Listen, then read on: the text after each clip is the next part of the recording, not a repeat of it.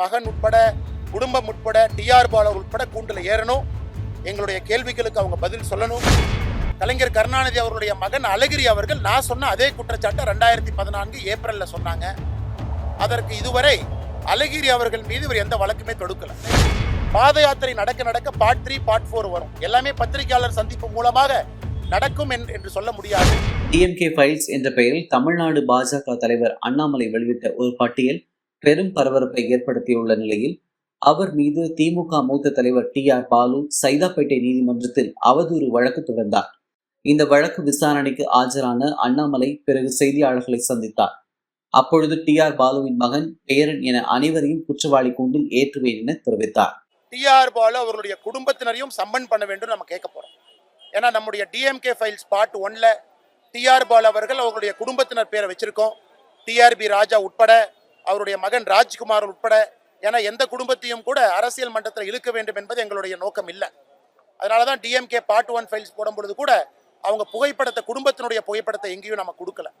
ஆனால் அவருடைய சத்திய பிரமாணத்தில் எதுவும் இல்லைன்னு சொல்லியிருக்கிறனால நம்மகிட்ட இருக்கிற ரெக்கார்டில் அவங்களுடைய குடும்பத்தினர் சொத்து வச்சிருக்காங்க, கம்பெனி வச்சிருக்காங்க.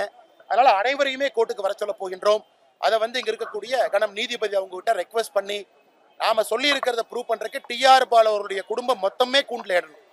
வேற காலகட்டத்தில் மகன் உட்பட குடும்பம் உட்பட டிஆர் பாலு உட்பட கூண்டில் ஏறணும். எங்களுடைய கேள்விகளுக்கு அவங்க பதில் சொல்லணும்.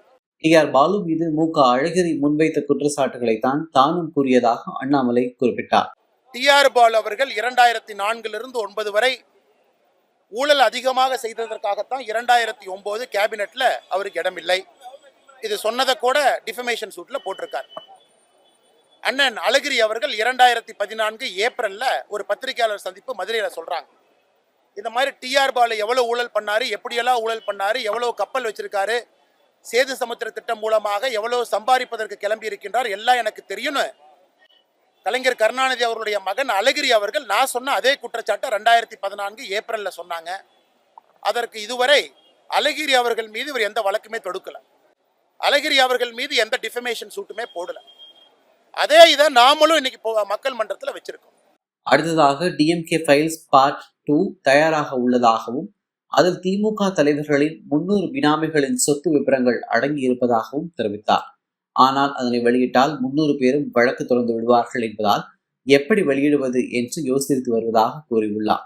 பார்ட் 2 ரெடியா இருக்குன்னா பார்ட் 2 பொறுத்த வரைக்கும் அது பினாமி சொத்துக்கள். கிட்டத்தட்ட பினாமிகளுடைய பேரே ஒரு 300 பேருக்கு மேல வருது.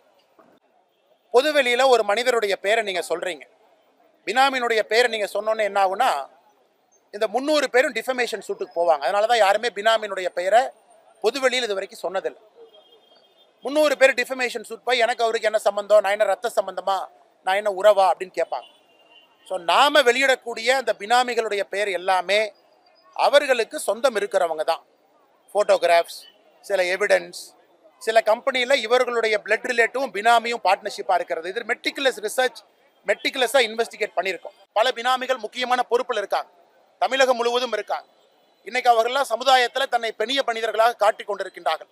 அதை எப்படி எடுத்துட்டு போகணும்னு ஆலோசனை பண்ணிட்டு இருக்கோம். பாத யாத்திரை நடக்க பார்ட் 3 பார்ட் 4 வரும். எல்லாமே பத்திரிகையாளர் சந்திப்பு மூலமாக நடக்கும் என்று சொல்ல முடியாது. ஏன்னா பினாமியினுடைய பெயர்களை பப்ளிக்கா டிஸ்க்ளோஸ் பண்றதா, ஏன்னா இதுவரைக்கும் யாருமே இந்தியாவில் பப்ளிக்கா டிஸ்க்ளோஸ் பண்ணது இல்லை. செந்தில் பாலாஜிக்கு எதிராக 6 முறை 200 இடங்களில் ரெய்டு நடத்தியும் கூட அவரை தண்டிக்க முடியாததற்கு காரணம் இரத்த சொந்தம் இல்லாத பினாமிகளின் பெயர்களில் அவர் சொத்துக்கள் வைத்துள்ளதாக அண்ணாமலை தெரிவித்தார். தமிழ்நாட்டுக்குள் அனுமதி இல்லாமல் நுழைய முடியாதவாறு சிபிஐக்கு முக ஸ்டாலின் கடிவாளம் போட்டுள்ளதாகவும், ஆனாலும் அவரால் தப்ப முடியாது என்றும் அண்ணாமலை சவால் விடுத்துள்ளார். ஆனா இன்னைக்கு அரசியல்வாதிகள் எல்லாமே பினாமி பேர்ல தான் சொத்து வச்சிருக்காங்க. ரொம்ப தெளிவாக இருக்காங்க. அவங்க பேர்ல ரொம்ப குறைவா இருக்கு. அதுவும் புதிதாக வந்திருக்கக்கூடிய திமுகவுடைய அமைச்சர்கள் எல்லோருமே பார்த்தீங்கன்னா செந்தில் பாலாஜி அவங்க கேஸ் எடுத்துங்க. 6 முறை ரைடு நடந்துச்சு. 6 முறையில முந்தானேத்து ரைடு நடந்துச்சு. எல்லோருமே பினாமிகள். அவருக்கு எந்த விதத்திலையும் ரத்த சம்பந்தம் இல்லாதவங்க. கிட்டத்தட்ட 200 பேருக்கு மேல் ரைடு நடத்தியிருக்காங்க. இந்த டிஎம்கே பார்ட் 2 ஃபைல்ஸ் இருக்கவங்க எல்லாமே இப்படிப்பட்ட பினாமிகள். அதனாலதான் எப்படி நீங்க கேட்ட கேள்வி சரி, எப்படி டிஸ்க்ளோஸ் பண்ணணும்? ஏன்னா இப்ப சிபிஐனுடைய ப்ராசிக்யூஷன் சாங்ஷனை அவங்க எடுத்துட்டாங்க. சிபிஐக்கு மாநில அரசு கொடுத்திருக்கக்கூடிய ப்ராசிக்யூஷன் சாங்ஷன் அவங்க எடுத்துட்டாங்க. நாம முதல்வர் திரு ஸ்டாலின் அவர்கள் மீதே சிபிஐல கம்ப்ளைண்ட் கொடுத்துருந்தோம். இப்ப ப்ராசிக்யூஷன் சாங்ஷன் அவங்க எடுத்தனால முதலமைச்சர் தப்பிச்சுக்கலாம் அப்படின்னு நினைக்கிறார்.